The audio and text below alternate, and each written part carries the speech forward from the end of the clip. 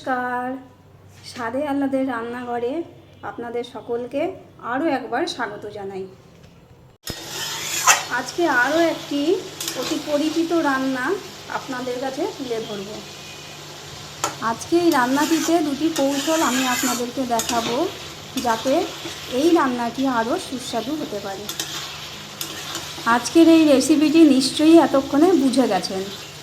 হ্যাঁ, ঠিকই ধরেছেন। আজকে যেটি রান্না করব সেটি হচ্ছে চাল কুমড়োর একটি রেসিপি, ইলিশ মাছের মাথা দিয়ে। আর এই রান্নার ক্ষেত্রে আমি বলবো কখন হলুদ দেবেন আর কখন মাছের মাথাটি আপনি দেবেন। চলুন তাহলে শুরু করা যাক রান্না। কড়াই বসিয়ে দিয়েছি, এর জন্য প্রথমে আমি সরষের তেল দিয়ে দিচ্ছি পরিমাণ মতো।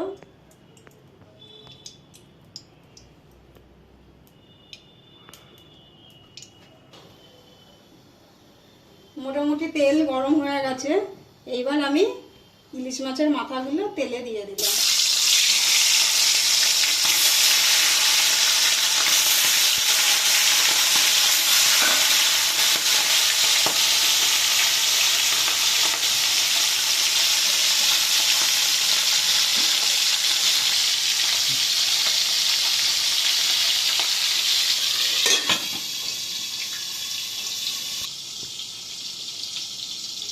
নামিয়ে দিলাম ঢাকনা।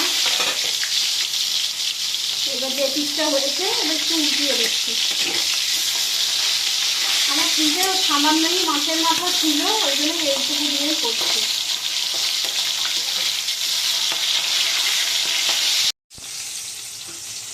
দেখছেন কড়া করেই মাছের মাথাগুলো ভেজে নিয়েছি, এবার আমি তুলে ফেলবো।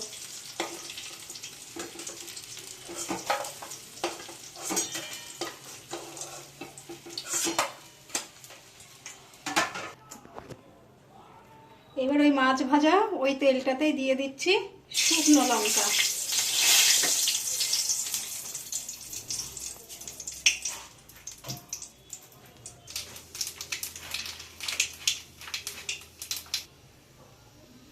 আর দিচ্ছি সাদা জিরে। আমি কালো জিরেটা আগে দিয়ে দিলাম, কালো জিরেটা ভাজতে একটু সময় লাগে, জিরেটা দিলেই তো সঙ্গে সঙ্গে পুড়ে যাবে, ওই জন্য জিরেটা আমি পরে দিলাম।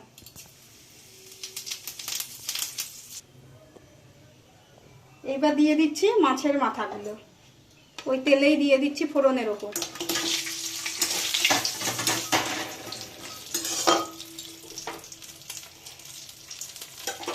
আর দিচ্ছি চাল কুমড়োটা, এইবার দিয়ে দিচ্ছি।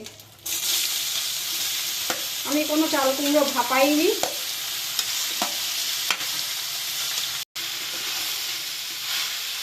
আমি কুমড়োতে এখন কিন্তু হলুদ দেবো না, আমি হলুদ আগে সিদ্ধ হবে তারপরে হলুদটা আমি দেবো।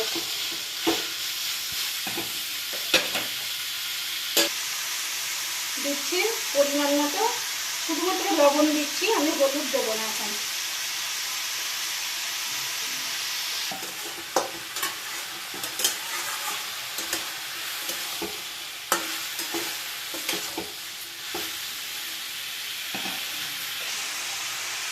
আঁচটা একটু কমিয়ে দিলাম, দিয়ে ঢেকে দিচ্ছি।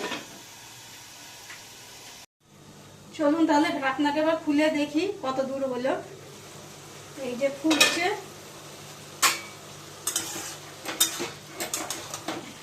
দেখি চলুন সিদ্ধ হলো নাকি।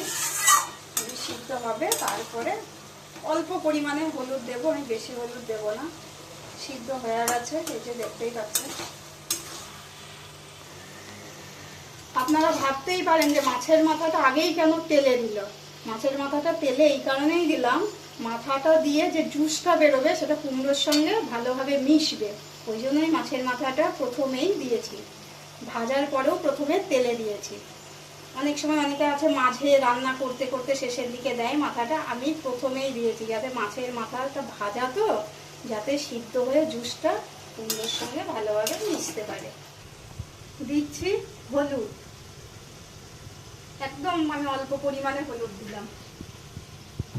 চাল কুমড়োতে বেশি হলুদ যায় না, আর চাল কুমড়োতে হলুদ প্রথমেই দিলে চাল কুমড়ো সিদ্ধ হতে চায় না, যার জন্য চাল কুমড়োতে এই যে জল বেরিয়ে গেছে, তারপরে আমি হলুদটা দিলাম। দেখুন মজে গেছে, কুমড়ো মজে গেছে। আমি আবারও আরেকবার ঢাকা দিয়ে দেব।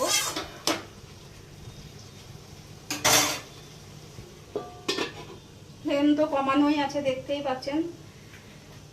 চলুন ঢাকনাটা খুলে দেখি চাল কুমড়ো কত দূর হলো। এই যে চাল কুমড়ো ফুটছে, আঁচটাও আমার একদম লো ফ্লেমে করা আছে।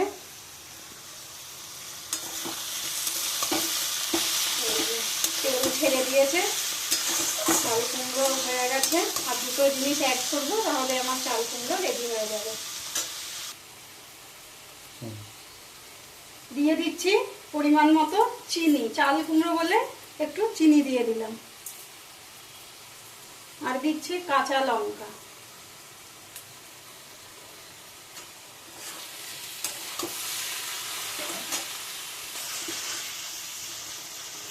তাহলে বলুন তো আজকের টিপসটা কি? আজকের টিপস হলো চাল কুমড়োতে আমি প্রথমেই হলুদ ব্যবহার করব না। আর দ্বিতীয় টিপস হলো এই যে আমি লো ফ্লেমে করছি, ফ্লেম কখনো জোরে দেওয়া যাবে না, হাই ফ্লেমে দেওয়া যাবে না। আজকের রেসিপিটি যদি আপনাদের ভালো লাগে তবে লাইক দেবেন এবং কমেন্ট বক্সে কমেন্ট করে জানাবেন এবং অবশ্যই শেয়ার করতে ভুলবেন না। ধন্যবাদ। সকলে ভালো থাকবেন, সুস্থ থাকবেন।